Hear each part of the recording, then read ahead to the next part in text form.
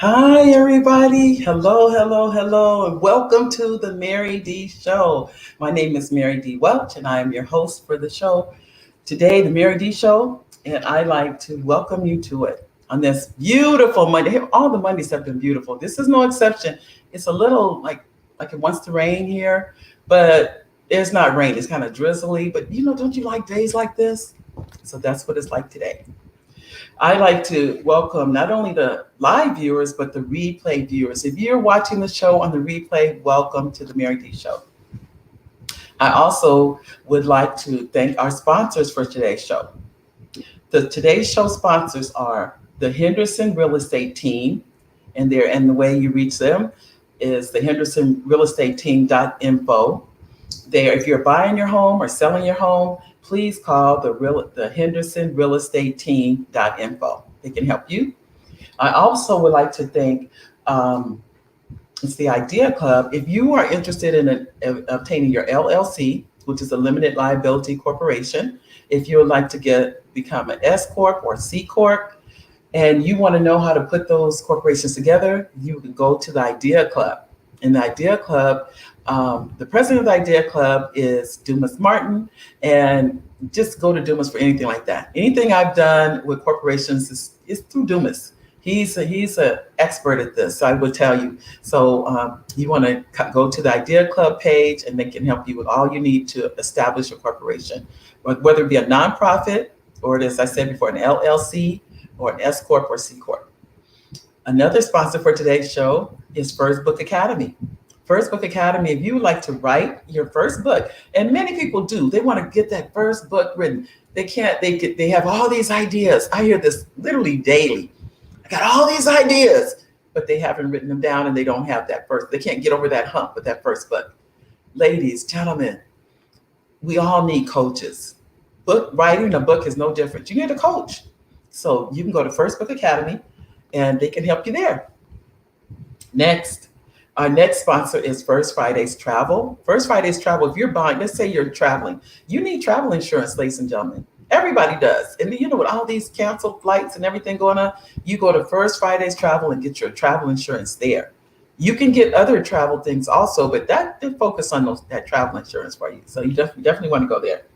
Next, before I get going, if you want to get on the email list, you'll get the emails of who's going to be on the show. You get them about almost a week early. You find out who's the person's going to be on the show, the guest. You get to anything else that's going on in the world, and they say in the Mary D world. You get all the emails. They're not as prevalent as they once were. They were coming out every day. Now they're about every other day, something like that. But you get you're the first one to get all the information. So you can sign up for the email list. You go to marydwelch.com, marydwelch.com. And the other communication is, if you want to be on the texting system, you just text the word show, SHOW, show, and you to the short code 474747. Text the word show to 474747. And you do that, and then you will be on the texting system. Last but not least, many of you know, I think you do, about the book, Saying No Nicely. Let me bring that over here really quick. This book right here, if you're interested in Saying No Nicely, it's right there on Amazon. You can get that. I just want to put that in. Okay, now that we've gone through all of the housekeeping, now we're to the show. Ladies and gentlemen, we're honored today to have Sheryl Bell. She's the CEO and founder of the Julian Alexander Scholarship Fund. Mrs. Bell is the mother of Julian Alexander, a young man that lost his life at the hands of police. You could say police at the hands of police in 2008. Julian was only 20 years old. He was married. He'd only been married, I believe, like 9 days. He was soon to be a father when he went outside to find out what was making noise and to make sure that the home was safe. Ladies and gentlemen, I would like to introduce to you a mother that her heart goes out, and we know this has been prevalent for much too long in our society, and that I'd like to welcome you to the show. Cheryl Bell. Cheryl, just a second. Are you there, Cheryl? Hi, I'm here. Thank you so much for Oh, having me on your show. you're welcome. You're welcome. I know this is hard, Cheryl. I'm going to be honest because as I talk with you about it, I think about our own sons and daughters. Mhm. And before I even go into that, I'll let you introduce yourself to the audience. Well, let's do that. Hello, I'm Sheryl Bell. I am a mother, a wife, a retired special education teacher, member of NCNW, Yes, I forgot to talk about that. as well as NAACP. Um, and I am the president of the Julian Alexander Memorial Scholarship Fund. Um, we created the Julian Alexander Scholarship Fund because, um, well, it just came about when he was killed. There was, I tried to um, enlist the help and notice of a number of different agencies. Um, Julian was killed before Trayvon Martin, before any of the tragic shootings happened. Not in this area. Um, I'm, I'm going to say the name wrong, but Abdallah was killed in New York, Mhm. but you didn't have this big coverage of police shootings, unjustified police shootings.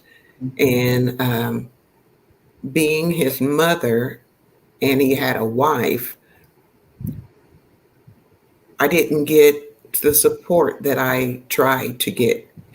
And granted, I didn't know what I was doing, but I did talk with the Orange County NAACP. I talked with big churches, and I didn't get the support. I didn't know how to bring awareness for the fact that he was killed unjustifiably by police. So we were approached by a local golf pro, and he knew who Julian was, Mhm. and said, "Let's have a golf tournament, and we can raise funds." And wasn't a golfer. My father was a golfer, so I've been around golf all my life, but wasn't a golfer. Didn't know how to do this. Mhm. With his help, we did have a golf tournament, and we split the proceeds. Um, I kind of felt that his name was kind of taken advantage of. Thought we were taken advantage of a little bit because it seemed like the money didn't split fairly, which was okay. Right, right. I understand what you're saying because if you've never done it, you don't really know what it really takes to do that. But I think now you do. You do your own. Am I correct? Yes. Yeah, that's good. That's good. And so out of that, Hmm. there was a fund that was already created by people who knew Julian. And so we took all that money that we Hmm. had and we started the scholarship in his name. We gave out $4,000 that year, even though we didn't raise $4,000 from the scholarship, I mean, from the golf tournament. From there, the next year, we just decided we could do this ourselves Hmm. and just made that our primary fundraiser. Right, right. And we the our company didn't come about until last year, or 2019 is when we started, and then we were totally on our own. But we had Okay. a lot of support, and what we did was just to have our fundraiser and then Hmm. get our scholarships. That's our purpose, to uh, have the young people become aware of what happened to someone like them. And I know we spoke briefly before about how we think our lives, when we have done the right thing in life, Mm-hmm. that these types of tragedies, we've tried to avoid it. Your son was not in a gang. He was not, it wasn't anyone, there was nothing going on that would have ever thought in your life you'd have to deal with this. And at the same time, this is a tragedy. This is a tragedy. You know, as we spoke earlier, I felt that I lived my life the best way you're supposed to live your life. Right. I followed the laws. I raised children that were not that followed the laws and didn't have any criminal history. I didn't interact with police. I paid their salaries through my Right. taxes.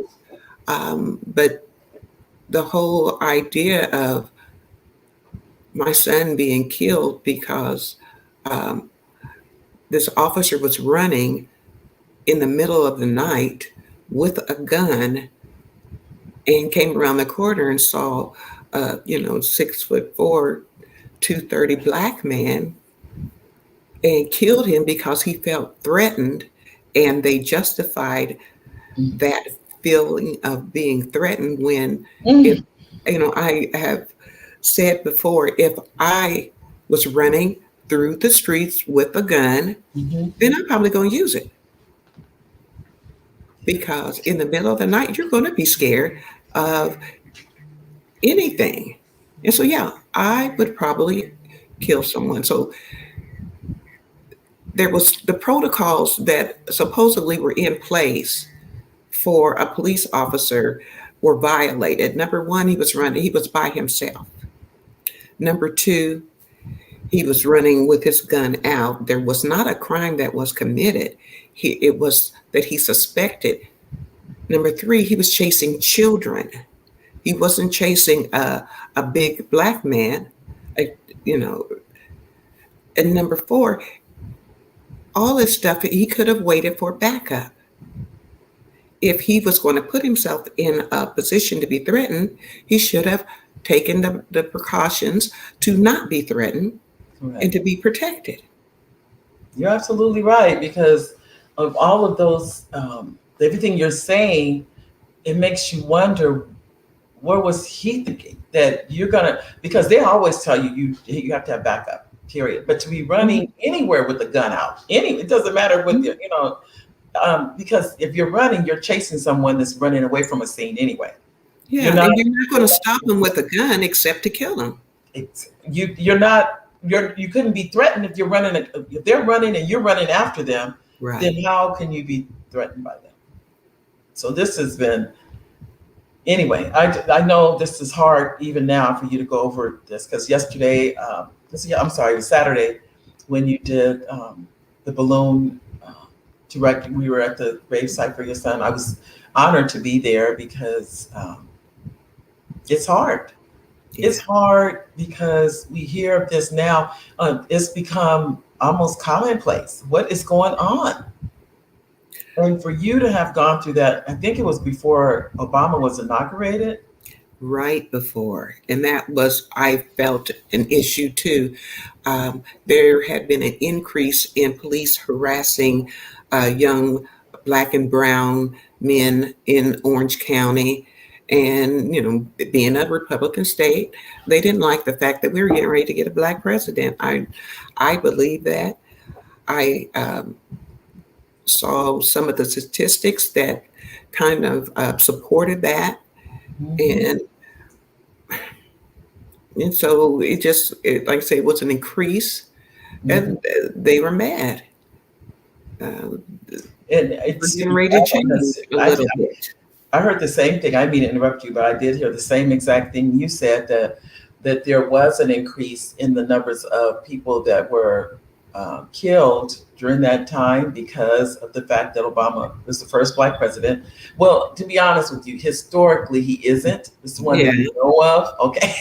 yeah, I've read that.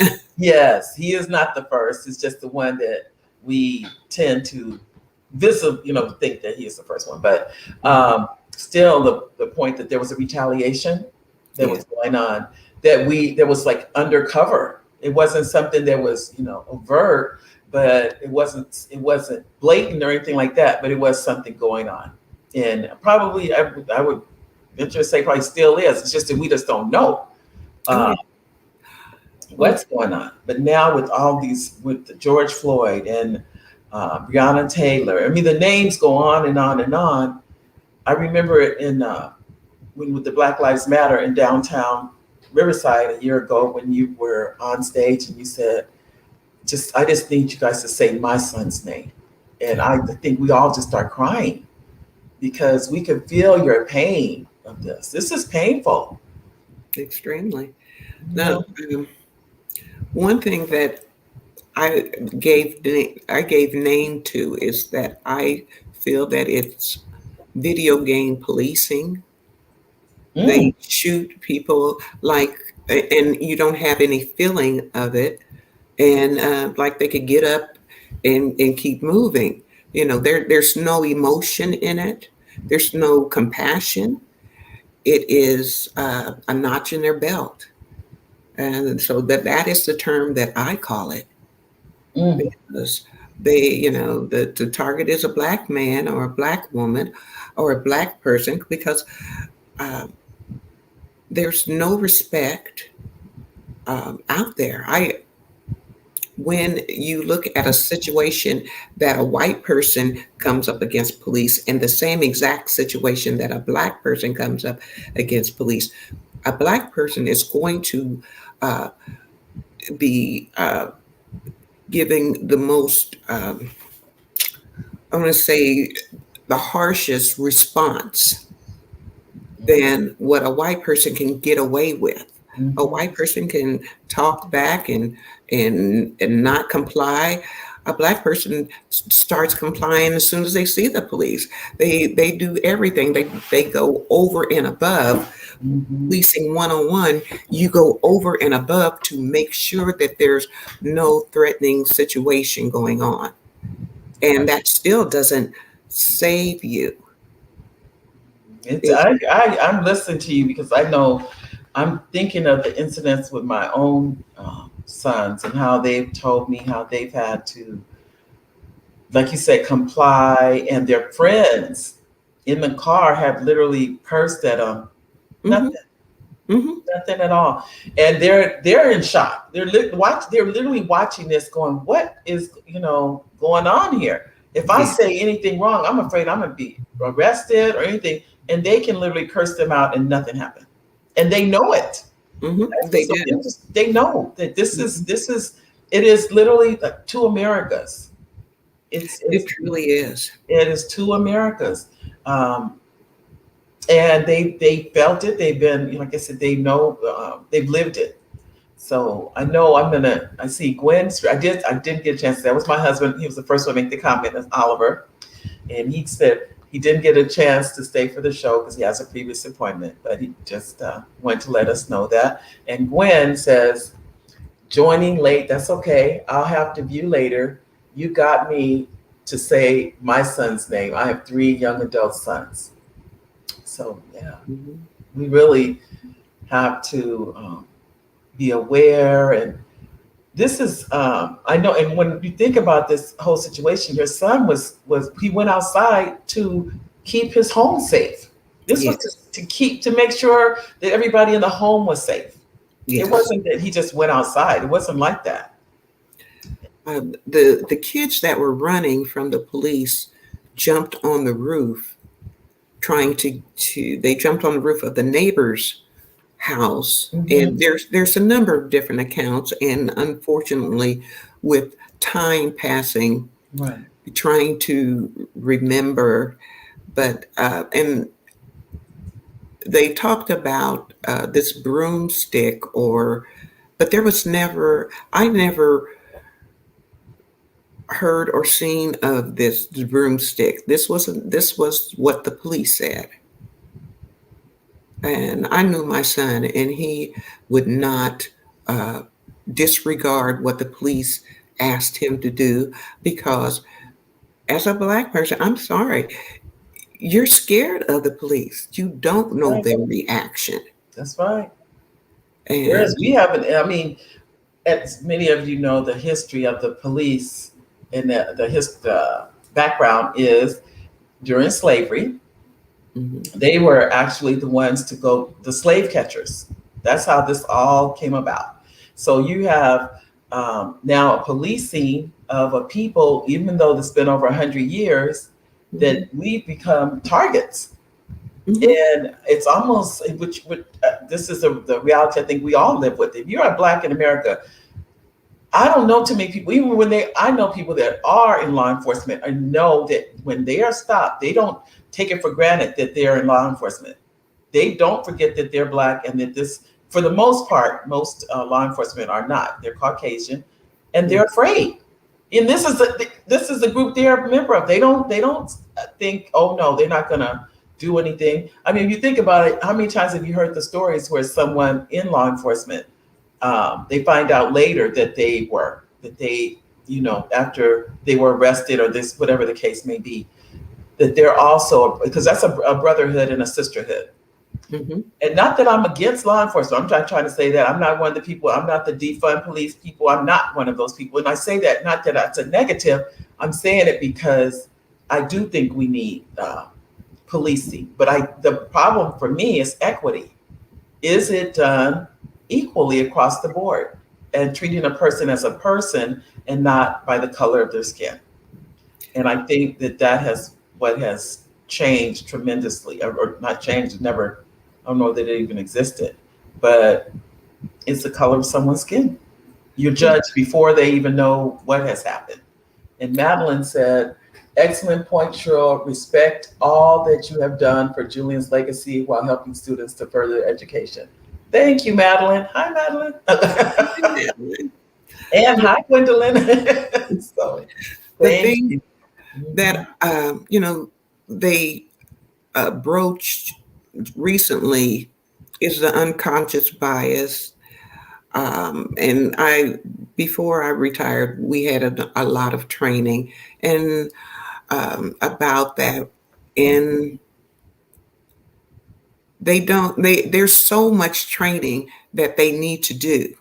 Right. Um, the way they train them to shoot to kill. And that's very embedded in Yeah. every police department in the United States when they don't have to shoot to kill. They can, if they, we just passed a bill, and I think it's a 392 in California, where they're supposed to match um, their response to what is going on. Right. So, if a kid has uh, a phone, they're supposed to notice that if a kid is not complying or if a person is not complying, they have the options to, if they have to stop a person, if someone is coming at you and they don't have a gun, you don't need to use your gun. I know too that from what I'm understanding, many police departments are trying to put social workers in the cars with the police too, because they found that the cities that are using social workers, it is the number gun violence has been reduced tremendously. Adiola said, "Hi, Mary and Cheryl. I have a son and many nephews, and I'm always afraid for them when they go out." I Mhm. don't think there's anyone Black that doesn't feel like that. I'm gonna be honest. I don't know of anybody that there's a fear. You don't want to be afraid, but the history and everything else is showing you need to be, and Yeah. that's terrible that we have to even feel like that. And Elaine said, Mrs. Oh, let me put it in. She said, Mrs. Bell, you are right on point with your assessment of what happened with your son and how their quote unquote their story was put together to take the onus off the officer's actions. In Mhm. 2021, it's gotten worse. Thank you, Thank you, Elaine. And Nate. then Adiola says, yes. She put a yes.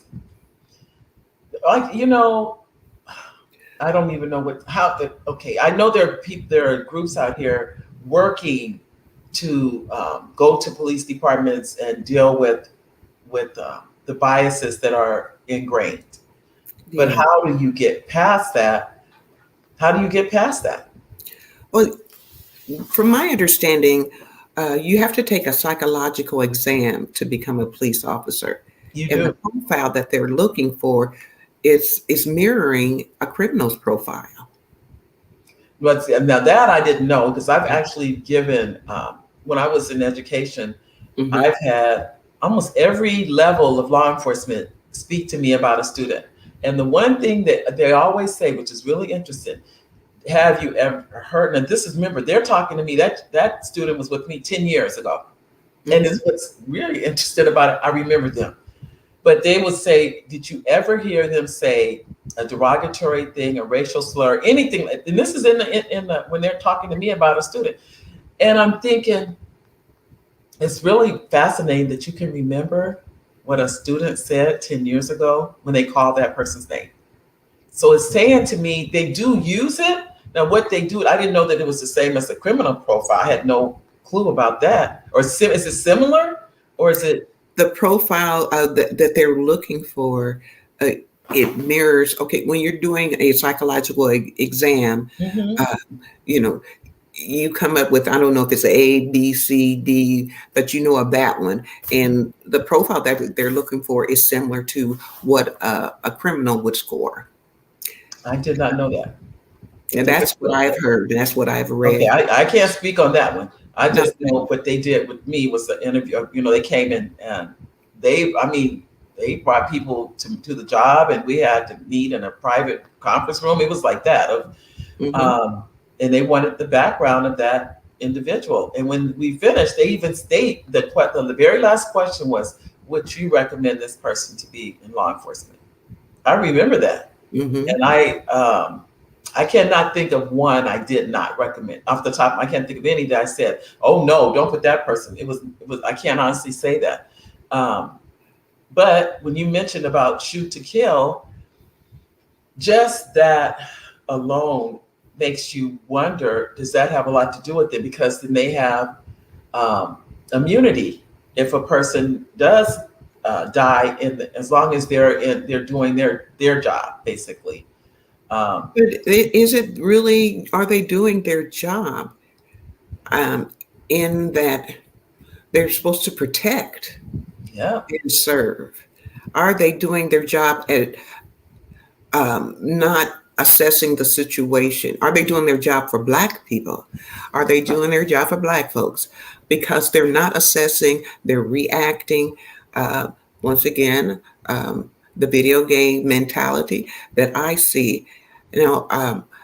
My understanding of the defunding is to take some money to be Mhm. able to fund more of uh, the social work Mhm. aspect of it. They do need that.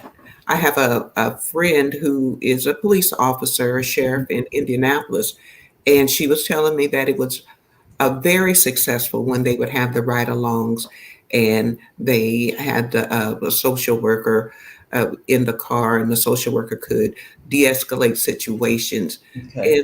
And they need a lot more training as far as de-escalating and Mhm. not just jumping, but it is, they're given license now to just say, "Oh, I was scared. I was scared." Well, And yeah. That's the one thing that says if what they've were you ever scared of? threatened Why do them. you have this job if you're scared? This is your job. This is scenarios that you're going to encounter. I worked with severely emotional high school students, Mhm.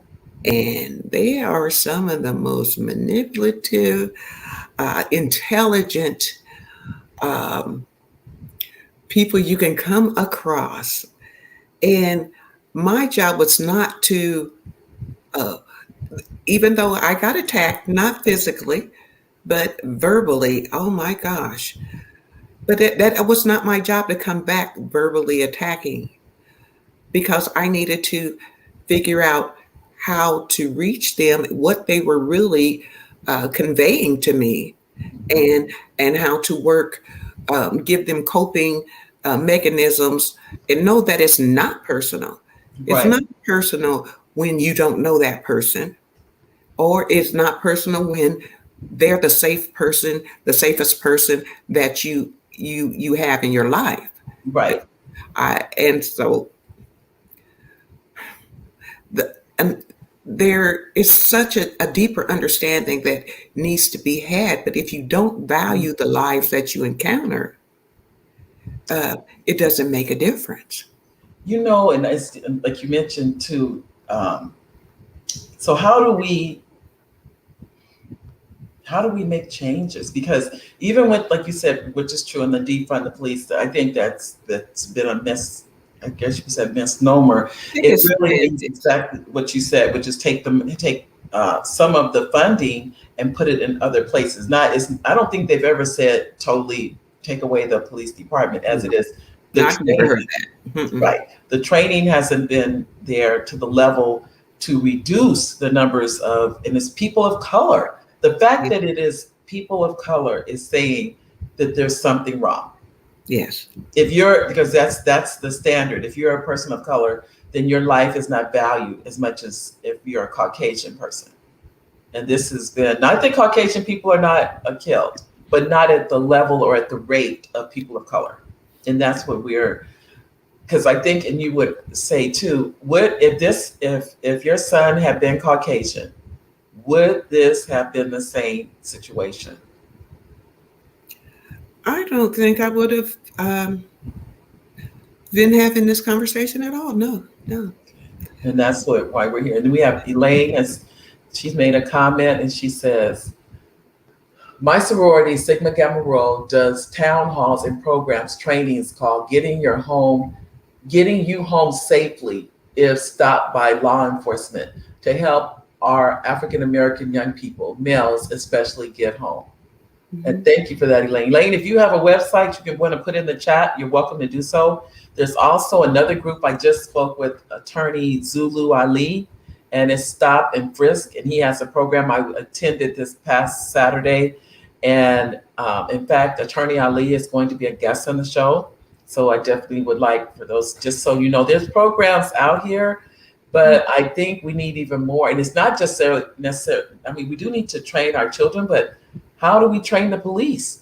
That every That time needs you're to be encountering, trained. There's not one black family I know that doesn't know that they need to talk to their kids. that's right. And it's not just the sons, it's the daughters too. Correct. And so, we know that. We know what we need to do, and most likely we're armed to do it. And we're even hyper vigilant as a people. Hmm. You can remember some of the things that your grandparents told you when you were in the store. There's certain mannerisms, there's certain ways that we were to behave, Right. not to not bring attention to us. Right. Right. And You're absolutely right. and Yes. that to me is what is so sad about living in America, especially right now, um, and especially living in multiracial communities. I Right. grew up in a small town, and we lived on the north end. And when I say we, everybody, if there wasn't a social class, so to speak, in our town, because between the factories and then there were the black professionals, we all lived in the same neighborhood, Right. So but it was segregated. very segregated. Hmm. And you knew when you crossed the wrong street, you knew what you might encounter. Right. And you knew how to, you were prepared that that didn't mean that you weren't going to get harassed or called out of your name or what have you. But then I'm out here and living in communities that are very mixed.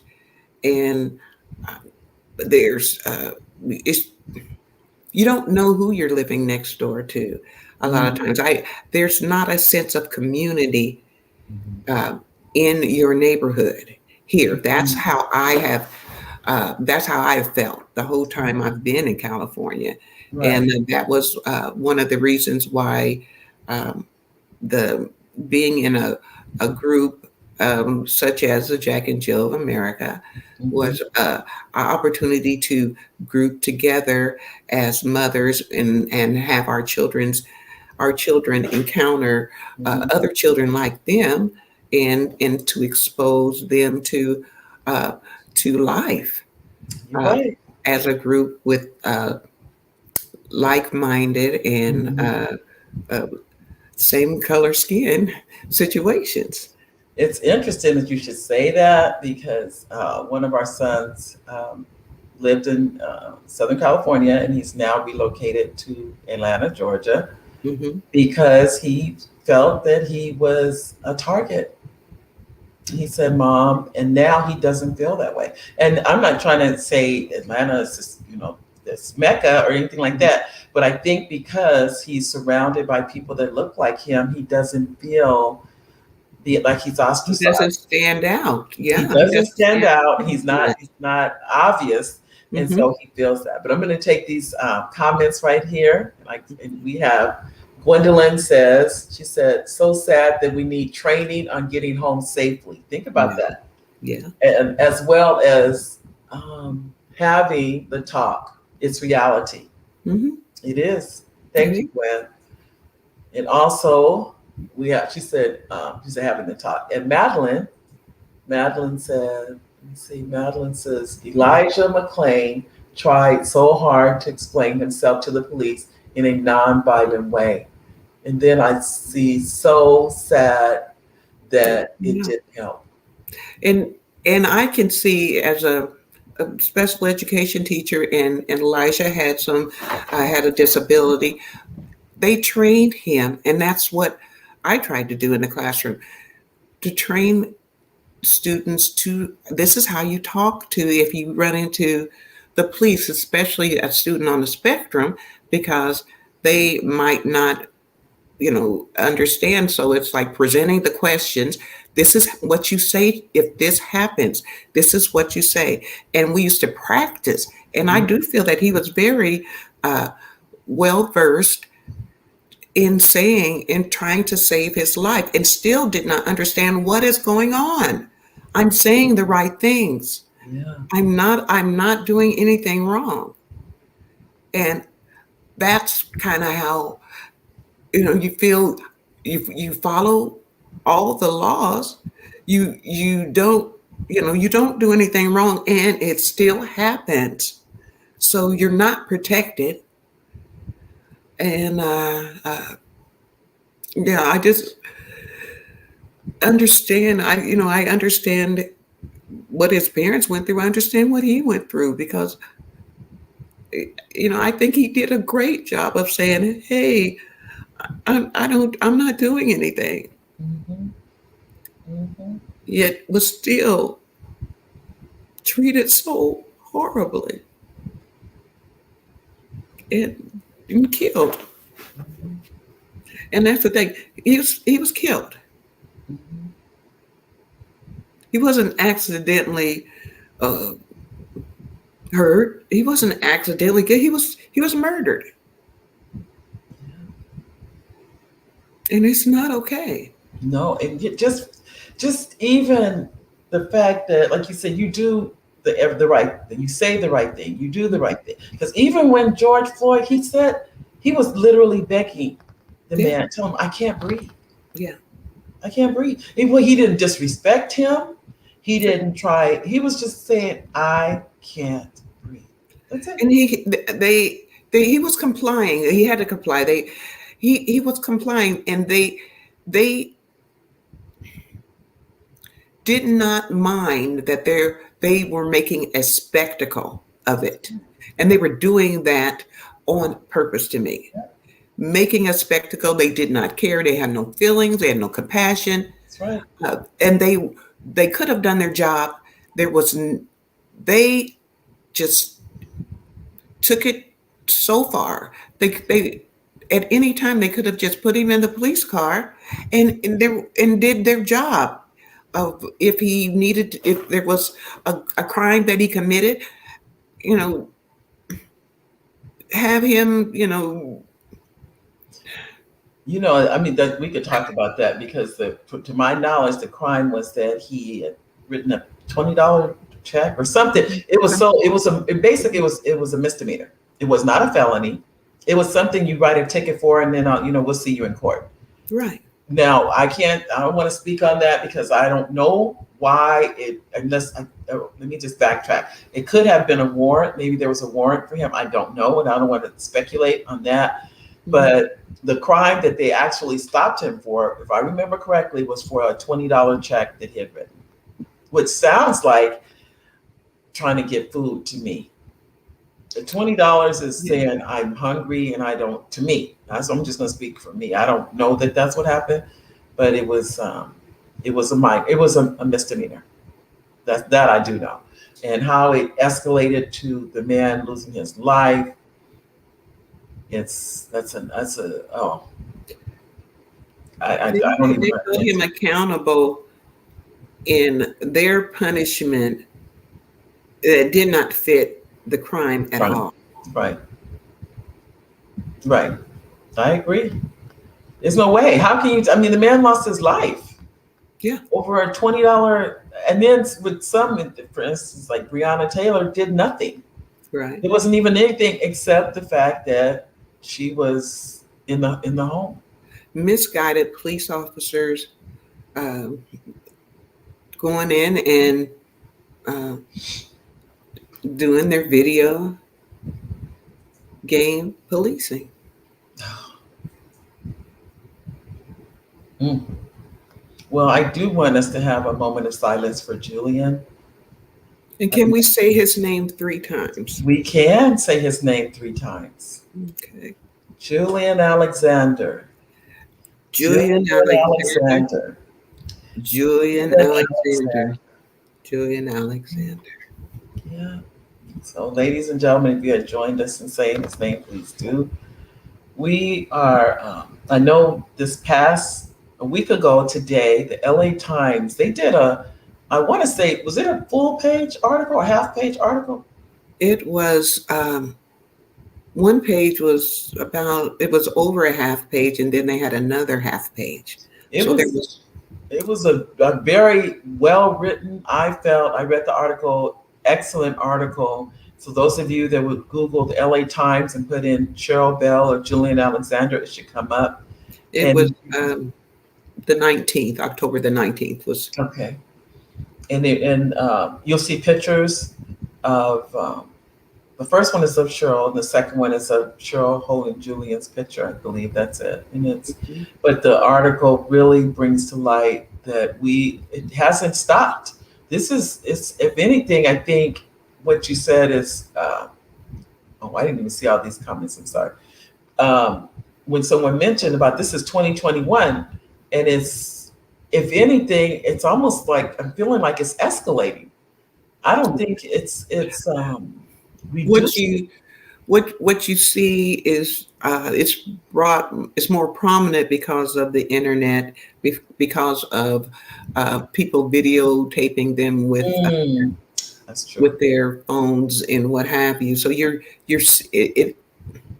it's not anymore, or probably and definitely not any less. What Julian was a part of, they had there's a internet exhibit, and he is included with 200 other people, and they talk about their deaths through injustice. And if you Google "say their name," you can find it on the internet. Got it. Okay. I know we have a comment. Richard Nichols says, "Hello, Mary. Hello, Mrs. Bell." Hi, Richard. I tell you, I call this is my fan club here. They come to the show, and I thank each and every one of you. And you are such a blessing to this show, more than you'll ever know. And we also have Madeline. She sent some emojis. Thank you, Madeline. Inoko. Inoko was one of my. I said I always tell the truth, but I've known Inoko since she was about 15 or 16, I think. Thank you, both of you. Courage and truth. We can't heal until we teach and tell our truth. Peace be with you. Thank you, Thank Inoko. you. Inoko. Hmm. And then she has a comment. She says, please Right. support Yes. crime supporters for safety and justice on Senate Bill 299. This bill will allow families the right to receive victim services when a loved one is killed and or harmed by, it says LE or law enforcement. Okay, Mm-hmm. so that's the bill that's, I guess it's before the California. And another comment is we must work together and change policies and laws. Thank you, Inoko. And I'm going to do a roll call because I like to go back and thank everyone that made a comment. You know, it really means a lot for you to come on. And your comments really are appreciated, each and every one of you. They are Oliver, Gwendolyn, Madeline, Adiola, Elaine, um, Gwen, Madeline, Richard, Inoko, all of you. Your comments are appreciated. Just know that we really do appreciate you coming on and being a part of the show. This is a hard show. This is not an easy one. This is because I don't think there's any of us that don't feel this, that don't feel it could be your child or your, as Adiola said, her nephew or our husbands or brothers or uncles or fathers. There's no one so that we're not touched by this. And we have Dumas on. Dumas says, so sorry for your loss. And we really are. We all are. Thank you, Dumas. It's good to see you also on the show. So, Sheryl, I know what changes would you like to see going forward? You said we said the training for the police. We already know. I think we're training our children, whether we, Yeah, I I do think we too. all are. Um, Yeah. Uh, it would be wonderful if we could, or if I don't even, because I don't think that we as a people have um, deserved or even encouraged. But if they had a change of mind as far as who we are and did not feel that they had the privilege of treating uh, black folk, brown folk, the way that is an acceptable treatment with the privilege. mhm, It would be nice if black folks had the privilege. You know, mhm. the privilege is serious and it's real. Mhm. Oh yeah, this is not something anybody's. I think we, without a doubt, know that it's real. It's not a joke. It's not. I mean, Mm-mm. I was. Someone actually said this to me, and they were Caucasian, and they were in the audience, and someone said to them, the audience was all Caucasian, Uh-huh. and the person speaking was. So we wouldn't have been privileged to this question. It was, how many of you would trade places with someone black in America? Hmm. Raise your hand. Think about this. Not one person raised their hand. No. And they said, the speaker said to the audience, and that's the problem. Hmm. The fact that you didn't raise your hand is saying you already recognize that there's a problem. Or why would you not want to trade places? You know, when the women's march kicked off, I was involved with it on the onset. I didn't know who was doing it in Riverside, but I connected with the ladies in San Diego and went to a planning meeting there, and I also connected with the ladies in Los Angeles. Mm-hmm. But what disillusioned me with it was it to me there was going to meetings, it was a lot of people of privilege that just realized or named, understood that they had privilege and they were very sorry for it. Now, being sorry for it is one thing, but would you give it up?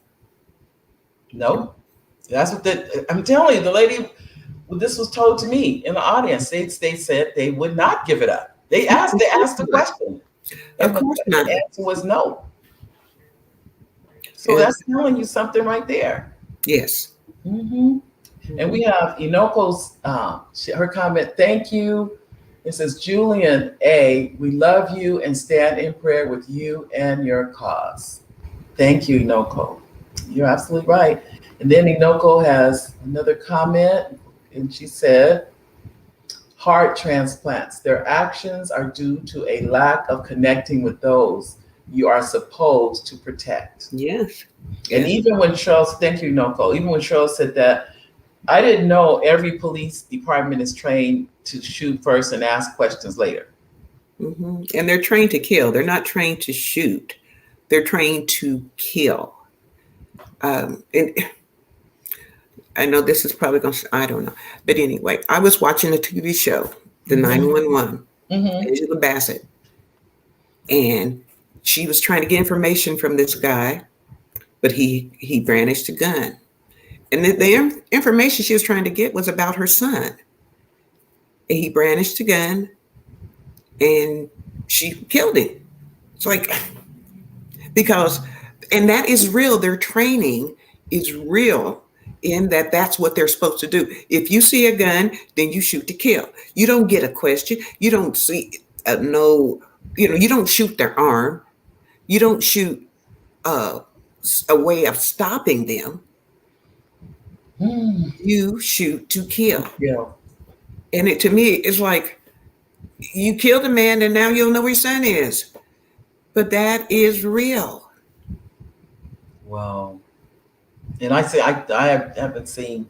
I know the show you're talking about, but I haven't seen it. I have to. I can watch Mm-hmm. fantasy police shows. I can't watch any movies that portray real situations. I got a chance to meet several of the members of the uh, Central Park Five, and I Okay. could not watch their movie because it just was too painful Mm-hmm. to see and to know them.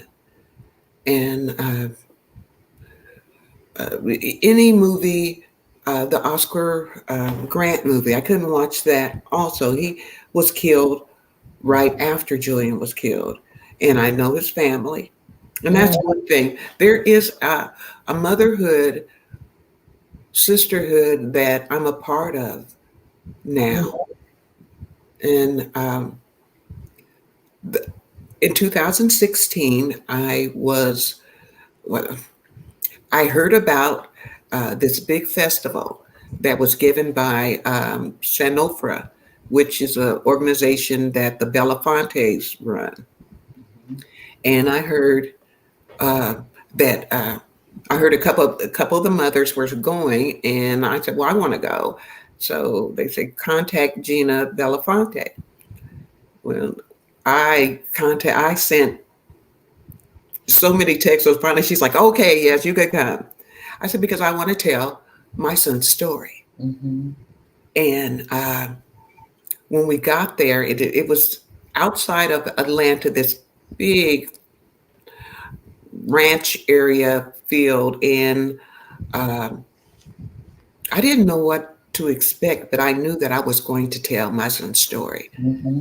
So when we walked up, because we didn't get an itinerary or anything, but when we finally found the, I guess it was the VIP area or whatever, when I walked up, I saw Gina and I said, "Gina, I'm Sheryl Bell." She said, "Hand her the mic." And Mm-hmm. so I was able to talk to a, a lot of the mothers were there, a lot of what may be called high profile mothers because they have been in the news. Their children have been recognized nationally. But I was able to tell what happened to my son. And right afterwards, all of mothers, Samaria Rice, Tamira Rice's mom, and uh, Oscar Grant's mom, and uh, Mm. it's Freddie Gray's mom, and all the moms were there, and they just came and embraced me. And Mike Brown's mom, they're like, "We got you." Mm. Unfortunately, you're one of us. And that was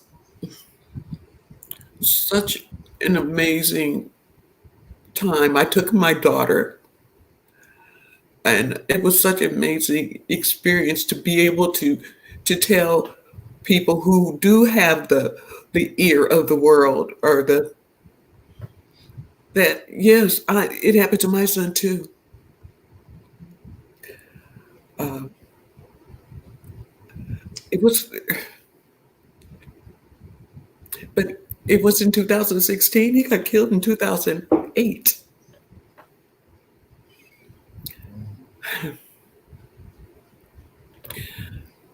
I still have, especially, a good friendship with Tamir Rice's mother, and everybody's fighting a battle. The way things happened with my case, or with Julian, was that I was not the lead person, and so his wife, she handled it the way that worked best for her. Right. But that never stopped, and that will not stop uh, me and the board. And I really want to say I have a fabulous board that works Mm. with me. Madeline Millen is part of that Oh, board. And we are going to continue to honor the memory of my son. And through the scholarships, we continue to introduce to young people, this is what happened, and this can happen. right. Well, I just want to, number one, our heart goes out to you and your family. To me, I just couldn't hug you enough on Saturday because I didn't know. It's almost like you don't know what else to do. Yeah, But just know that our love is with you, and we are so sorry for the loss of Julian. We really are, and we don't. I I want to. just don't know. Now I'm teary eyed too because this With is. on Saturday, we had, which we have every year around his birth. Mhm. Julian was killed on, uh, or he was born on October 18th. He was married on October 19th. We celebrate his birth. He was killed on October 28th. So each year for his birth, we go to the cemetery and we do a balloon release. Right. In the spring, and this year or next year, it will be May the 7th. We have a golf tournament to raise funds Mhm. for the scholarship. We give out the scholarship. We'll be giving out a scholarship at the end of the school year. Mhm. And we've been working with the African American Baccalaureate program. So that is what we do to honor Julian. And if participating in a show like this, I really appreciate being heard, and I appreciate you, Mary, because you have been so supportive. You are so easy and wonderful to talk to, Oh, thank you. and thank you. You're welcome, and thank you for taking the time um, to come. And I know this isn't easy, but I do know that it needs to be heard. The community needs to know that there are organizations out here that are focusing on this. This is an issue. This is not something that's going away. No, it's not. And the fact that this is at the hands of the very people that are supposed to protect us, Yeah. and the fact that we have to fear calling the police. It's not something we And pay their salary. and pay the salaries. and pay the salaries. I wasn't able to get to all the comments because we're less than 1 minute away from the show, but thank you so much for coming on the show, Cheryl. Um, and I hope you come back again. I know with the golf tournament coming up and other fundraising efforts, we just thank you for taking the time today. We really do appreciate you. Thank you very much. All right. Ladies and gentlemen, um, we are exactly 2 o'clock, so our show has come to an end, but I'd like to thank each and every one of you for being here today. I know you can be a lot of places, but you have made an effort to be present here at the show, and it is definitely appreciated. We will be back next Monday with another special guest, but we're honored that we were able to have Sheryl Bell as a guest on the show today. Thank you. God bless each and every one of you, and I'll see you next Monday. Bye, everybody.